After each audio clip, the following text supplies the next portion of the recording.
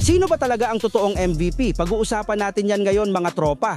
Pero bago yan, dito muna tayo sa sinabi ng dakilang haters ni LeBron James na si Paul Pierce at Skip Bayless. Ayon nga dito kay Paul Pierce sa isang podcast, sinabi nito na hindi naman talaga si LeBron ang totoong MVP.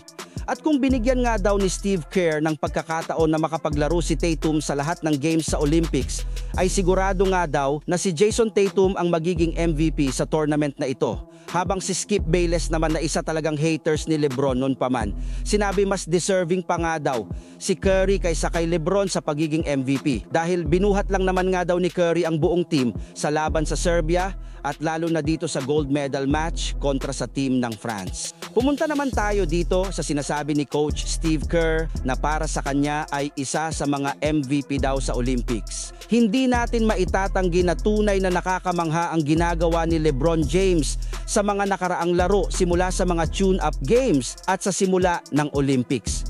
At kaya deserving siyang mapangalan ng MVP para sa Team USA sa Olympics dahil almost triple-double ang pwede niyang i-average sa Olympics at nagtapos siya ng 17 points per game, 8.2 rebounds per game, and 10.2 assists per game.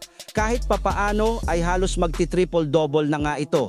Ganun pa man, nais ding pasalamatan ni Coach Steve Kerr sa Devin Booker na nagkaroon ng magandang trabaho para sa kanila. Ayon kay Coach Steve Kerr, Devin Booker is an incredible basketball player. Nobody asked about him. He was our unsung MVP. I just wanted to say that. Tanging si Coach Steve Kerr lang ang nakakalam ng naging performance nitong si Devin Booker kung ano ang kanyang ginagawa para sa kanilang team. Sa tweet nga ng ilang NBA player, kinakailangan daw ng Team USA ng mga NBA star player na pwedeng maglaro sa posisyong ng isang role player. At niretweet pa nga ni Devin Booker ang tweet na ito ni Kuzma at sinabi niyang, "Ako ang gagawa nun." At ngayon hindi naman niya binigo ang Team USA sa kanyang ipinangako. Ito yung hindi nakikita ng mga tao na ginagawa ni Devin Booker na maliliit na bagay pero nagkakaroon ng malaking impact para sa kanila. Si Devin Booker ang gumagawa ng mga dirty plays para sa Team USA sa kanilang laban versus Serbia. Multitasking ang kanyang ginagawa. Mapa-opensa man yan o mapadepensa, sa pagset ng screen at sa pagpunta sa corner para makatira, lahat ay ginagawa nga ito ni Booker. Tumutulong din siyang paikuti ng bola, nagsiset ng rhythm, ng tempo, at higit sa lahat malakas ito sa depensa. At kaya ganun na lamang mga humahanga si Coach Steve Kerr dito kay Devin Booker at sinabing isa din sa kanilang MVP.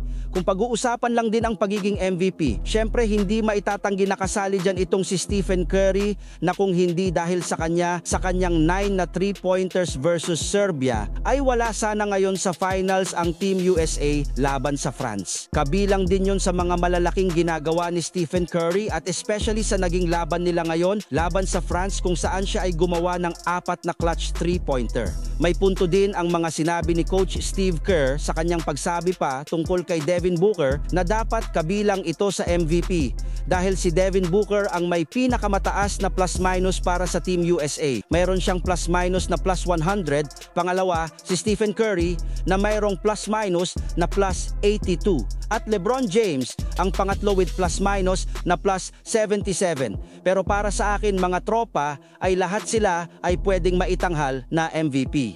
Kaso nga lang, isang player lang ang pwedeng pangalanan bilang most valuable player.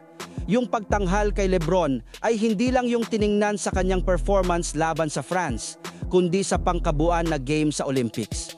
Overall, ang pinag-uusapan dito sa simula ng araw na sila'y naglaban sa Olympics at hanggang matapos ito. Iyan lang muna sa ngayon ang ating mga balitong basketball. Tumutok lang palagi mga tropa at huwag kakalimutan mag-like sa video at mag-subscribe sa aking channel. As always mga tropa, maraming salamat po.